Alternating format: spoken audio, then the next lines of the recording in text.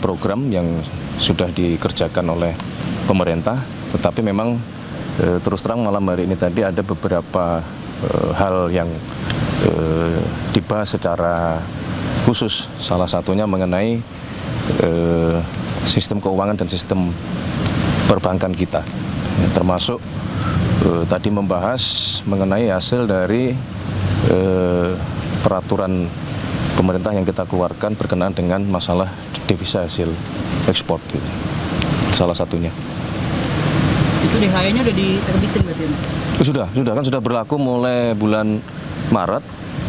Jadi tadi membahas untuk melakukan evaluasi sejauh mana efektivitas dan dampak terhadap diberlakukannya DHE. Kalau sejauh ini laporan dari Bapak yang terkait, menteri terkait, apakah itu pengusaha-pengusaha itu sudah menaruh uangnya di sini, Mas, dengan aturan yang baru? Sudah, tetapi memang perlu juga terus kita pelajari, ya, karena dari yang sudah kita terapkan hasilnya belum cukup menggembirakan itu. Makanya tadi salah satu pembahasan kita terutama di bidang ekonomi untuk malam hari ini. Ada kendala tersendiri kah, Mas, yang disampaikan tadi? Mengenai? Dari hal itu, maksudnya dari pengusaha-pengusaha itu atau apa segala macam yang disampaikan? Mereka untuk membawa itu keluar? Ya, masih ada beberapa yang memungkinkan devisa kita belum seoptimal yang kita harapkan. Makanya itu yang diminta untuk segera untuk dipelajari kembali. Mas, Gitu. kan lagi ramai soal TKD. Apakah tadi Bapak Menkyu juga melaporkan soal TKD juga ke Bapak TKD daerah itu, Mas, yang dipotong. transfer ke daerah? Kan Enggak, malam ini tidak membahas masalah TKD karena kan memang beberapa kali juga sudah disampaikan penjelasan dari Kementerian Keuangan. Kemudian juga beberapa hari yang lalu beberapa kepala daerah juga sudah diterima beraudiensi dengan Menteri Keuangan, ya, saling berkoordinasi untuk diberikan penjelasan mengenai masalah TKD ini. ini kehadirannya Mas Gibran, apakah ada ngomongin soal percepatan pembangunan Papua juga nggak sih, Mas? Yang kemarin juga baru dibentuk kan, ada obrolan itu juga nggak? Hanya sedikit. Jadi setelah itu diminta untuk kemarin tim komite eksekutif yang sudah dilantik oleh Bapak Presiden untuk segera melakukan rapat koordinasi, ya, supaya sesegera mungkin dapat melaksanakan pekerjaan untuk membantu badan pengarah percepatan pembangunan otonomi khusus Papua. Mas, terkait dengan WUS ini tadi dibahas juga nggak sih, Mas? Kan soal Menko kan juga bilang soal WUS itu kan menolak untuk bayar pakai APBN, Mas. Apakah sempat dibahas juga atau enggak, Mas? Malam ini tidak sempat. WUS bukan salah satu pembahasan malam ini. Tapi beberapa waktu yang lalu juga sudah dibicarakan untuk diminta mencari skema supaya beban keuangan itu bisa dicarikan jalan keluar, gitu. Karena faktanya kan juga WUS kemudian juga menjadi salah satu moda transportasi yang sekarang sangat membantu aktivitas seluruh masyarakat, mobilitas dari Jakarta maupun ke Bandung dan seterusnya, gitu. Dan justru kita pengen sebenarnya kan itu berkembang, ya, tidak hanya ke Jakarta dan sampai ke Bandung, mungkin juga kita sedang berpikir untuk sampai ke Jakarta, ke Surabaya, gitu. Mas, terkait dengan pembangunan Ponpes menggunakan APBN itu gimana ya, Mas? Yang diarahkannya kan menjadi APBN gitu untuk renovasi lagi, ya, pembangunan lagi. Kemarin. Ya, pasca kejadian kemarin kan kemudian muncul beberapa pemikiran, ya. Salah satunya adalah tadi mungkinkah pembangunan pondok pesantren itu bersumber dari pembiayaan dari APBN, tapi memang semua sedang kita pelajari, ya, karena kan itu berkaitan dengan masalah jumlah, kemudian juga berkaitan dengan masalah perkembangan, apakah kemudian pondok pesantren yang sekarang eksis yang menjadi prioritas, ataukah ke depan misalnya ada pembangunan pondok-pondok yang baru. Nah, itu sedang dicoba dipelajari, ya. Yang penting adalah pasca kejadian kemarin Bapak Presiden memerintahkan kepada kita semua untuk sekali lagi melakukan pendataan, menginventarisir, terutama yang berkenaan dengan masalah keselamatan itu harus menjadi prioritas utama, gitu.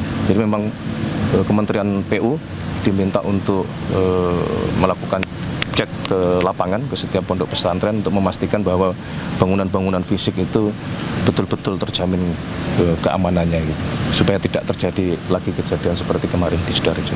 Mas, infonya Gitu. kan Bapak Presiden bertolak ke Mesir itu betul Mas untuk menghadiri KTT soal Gaza, Mas? Yang summit Trump proposal itu. Ya, jadi malam hari ini selain memang rutin Bapak Presiden setiap minggu mengadakan rapat koordinasi dengan menteri-menteri terkait, juga malam hari ini tadi Bapak Presiden menyampaikan kepada kita semua bahwa kemarin secara khusus beliau mendapatkan undangan, memang juga agak mendadak kalau dari sisi waktu, tetapi bahwa undangan tersebut betul-betul memohon kesediaan kehadiran dari Bapak Presiden Prabowo, karena itu bagian dari kelanjutan perundingan yang semoga insya Allah itu bisa membawa perdamaian di Palestina dan terutama di Gaza gitu. Jadi tadi Bapak Presiden menyampaikan kepada kita semua bahwa untuk menjaga hubungan baik, dan itu bagian juga dari ikhtiar kita selama ini, maka Bapak Presiden memutuskan untuk menghadiri undangan tersebut gitu.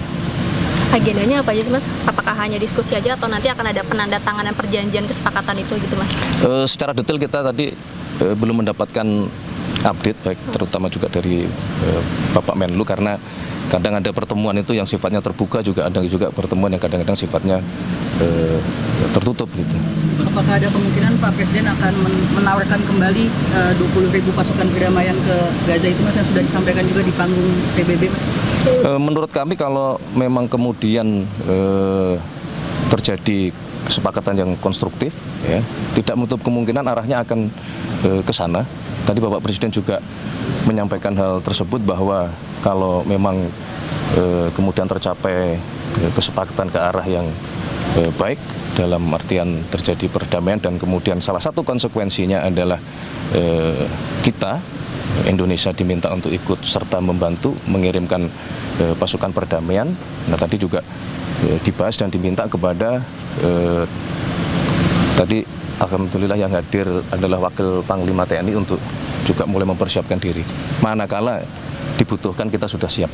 Mas, soal pergantian Kepala Badan Pangan Nasional itu pertimbangannya apa, Mas? Ya, jadi begini, yang pertama bahwa sebenarnya fungsi dari tugas Badan Pangan itu kan dulu memang ada di Kementerian Pertanian gitu, dan karena Mas Arief sedang ingin kita tugaskan di tempat yang lain, maka kemudian fungsi itu langsung dijabat oleh Menteri Pertanian. Dan ini tidak ada masalah, karena selama ini juga Menteri Pertanian dengan Bappenas selalu berjalan beriringan gitu. Mas, tapi ada ini juga nggak sih catatan juga Ya. atau misalnya perhatian juga terkait dengan temuan yang mutu beras turun itu karena lama tersimpan di gudang gitu. Itu kemarin disampaikan juga nggak sama Pak Amran ke Pak Presiden? Ya tidak secara langsung itu dilaporkan, tapi kan itu sebagai sebuah hal yang memang kondisinya seperti itu ya, yang memang itu menjadi fokus baik di Kementerian Pertanian maupun teman-teman di Bulog, ya, bagaimana memperbaiki manajemen terutama penyimpanan. Kemudian juga perlu kita sadari bahwa gudang-gudang kita juga beberapa pada kondisi yang memang perlu perbaikan gitu, termasuk penambahan pembangunan gudang baru yang kita rencanakan ada di kurang lebih di 100 tempat, oleh karena alhamdulillah panen kita terutama beras ya, padi itu meningkat, dan akhir tahun ini akan memasuki kembali masa panen. Jadi kita harus mempersiapkan gudang-gudang penyimpanan yang baru gitu. Termasuk teman-teman TNI maupun Polri juga diminta untuk membuat gudang-gudang inovasi lah. Termasuk kami juga berkoordinasi dengan Mendagri ya untuk kemudian berkoordinasi sampai ke level kepala desa ya, di mana sentra-sentra penghasil pangan untuk kita galakkan kembali seperti dulu. Kita harus punya lumbung pangan atau lumbung padi di setiap desa masing-masing sehingga kita betul-betul mandiri pangan. Mas, ada usulan dari Komisi 4 supaya Bulog ini statusnya dinaikkan menjadi KL gitu, bukan Perum. Nanti kita kaji ya, nanti kita kaji dulu ya. Yang pasti adalah Bulog terus kita perbaiki dan alhamdulillah kan kemarin dalam sejarah salah satu pencapaian yang tertinggi serapan. Minggu lalu juga sudah diputuskan bahwa Bulog diberi binaan supaya mengantisipasi kalau produksi kita melimpah baik beras maupun jagung supaya itu juga bisa diserap oleh Bulog. Intinya adalah kita betul-betul mari semua kita kerja keras untuk memastikan yang paling utama adalah pangan dulu. Ya, kalau pangan kita aman, perut aman, selebihnya insya Allah aman. Soal bola, Mas. Kita mencapai Evaluasi dari tadi malam mainnya biasa bagus sebenarnya, tapi memang mungkin nasib belum berpihak gitu ya. Kita coba lagi ya, kita evaluasi, kita perbaiki lagi, jangan pernah lelah untuk mencintai timnas Indonesia kita. Terima kasih semuanya. Terima kasih. Terakhir, kan dikit lagi udah mau 1 tahun pemerintahan Pak Prabowo sama Mas Gibran. Apalagi sudah semua ini. Apakah ada catatan atau evaluasi pegang udah mau 1 tahun ini? 10 Oktober di seminggu lagi. Banyak lah.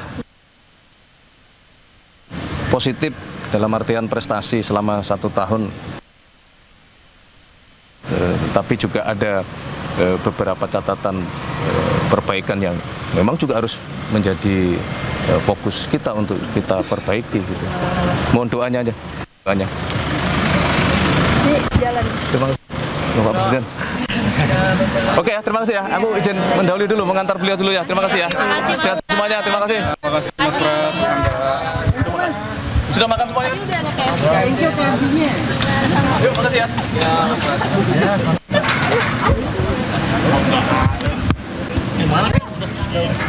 Yang ke Mesir, staf